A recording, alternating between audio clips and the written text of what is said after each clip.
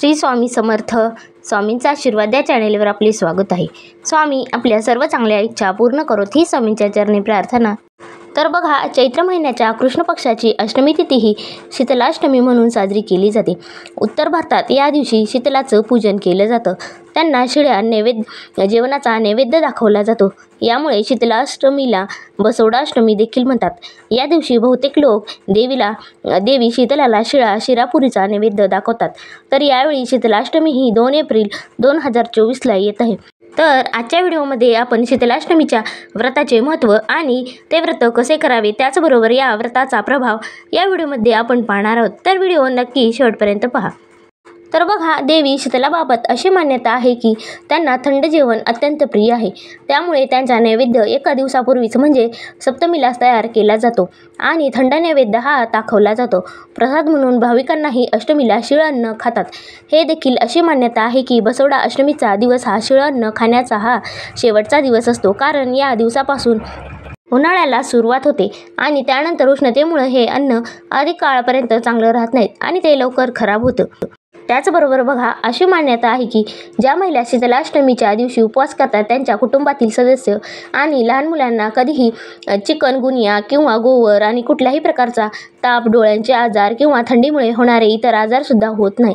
देवी शीतला कुटुंबाचा या आजारांपासून बचाव करते. त्याशिवाय देवीची विधिवत पूजा केल्याने आणि उपवास ठेवल्याने गरिबी दूर होते. म्हणूनच शीतलाष्टमीच्या उपवासाला अत्यंत महत्त्व आहे. तर बघा, अष्टमीच्या दिवशी सकाळी लवकर उठून देवी शीतलापुढे उपवासाचा संकल्प करावा. त्यानंतर रोली, अक्षदा, जल, पुष्प, वस्त्र आणि दक्षिणा आणि प्रसाद चढवा.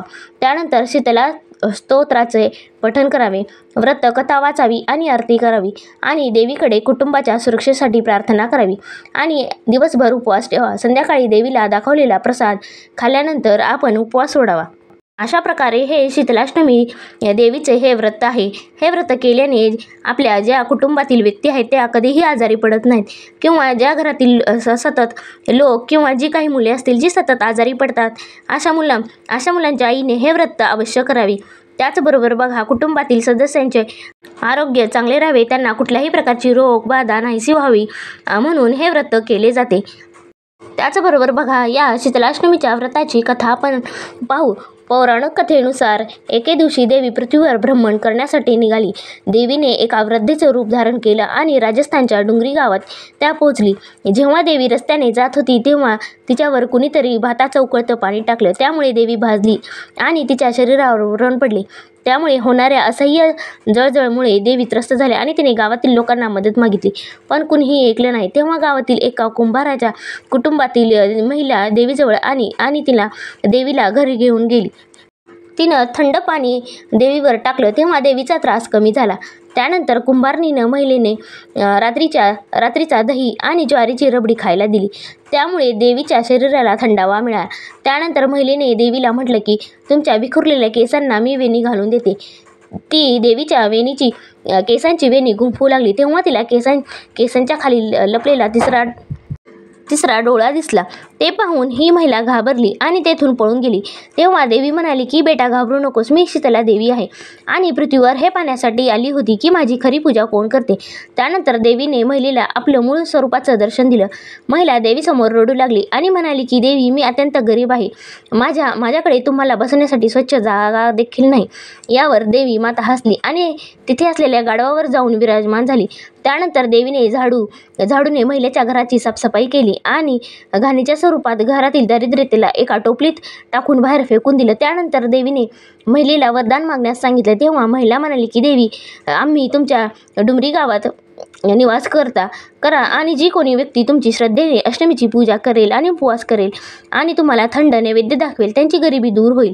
त्यानंतर देवीने तिला अखंड सौभाग्यवती होण्याचा आशीर्वाद देत म्हटलं की हे असंच होईल.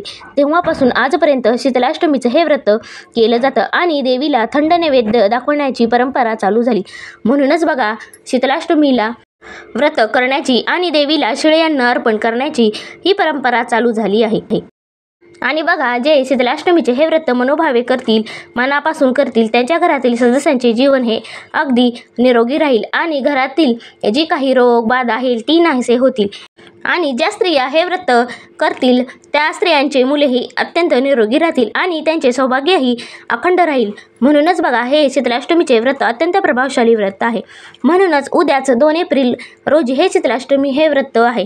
तर बघा, ज्या घरात समस्या असतील, ज्या काही घरात ज्यांची मुले सतत आजारी पडत असतील किंवा घरातील गरिबी हटत नसेल, तर त्या घरातील स्त्रियांनी हे व्रत अवश्य करावे. त्याचबरोबर बघा, या व्हिडिओमधील माहिती तुम्हाला कशी वाटली हे नक्की कमेंट करून सांगा व आपल्या स्वामींचा आशीर्वाद या चॅनेलला सबस्क्राईब करा. श्री स्वामी समर्थ.